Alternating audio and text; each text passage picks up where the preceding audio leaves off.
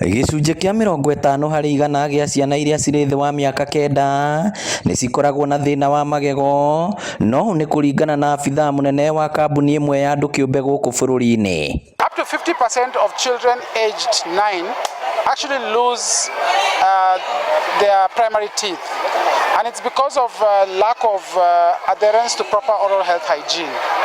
So it's very important to teach children at an early age to take good care of their teeth, and there are simple rules.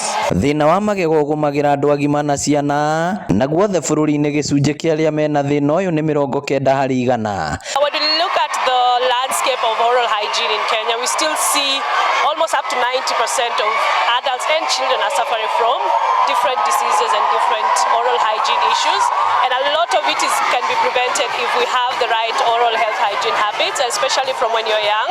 Gũkĩrĩ ũguo maabithaa aya nĩ morĩtie mũingĩ kũmenyagĩrĩra magego mao na njĩra ĩmwe na hũthũ, no gwĩthambaga maita merĩ o mũthenya, rũcinĩ na hwaĩ-inĩ thutha wa kũrĩa. Marĩtie thukuru-inĩ wa mũthingi wa tekinoronjĩ taũni-inĩ ya Murang'a, kũrĩa makũngũĩire mũthĩ wa kũmenyerera magego na njĩra ya gũthomithia arutwo tabarĩra ĩrĩa maugĩte gũthiĩ na mbere thukuru-inĩ ciothe. Ngĩribotera Inooro TV kuma thukuru-inĩ wa mũthingi wa tekinoronjĩ Kĩharũ, kaunti ya Murang'a, rĩtwa rĩakwa nĩ Victor Kĩnuthia.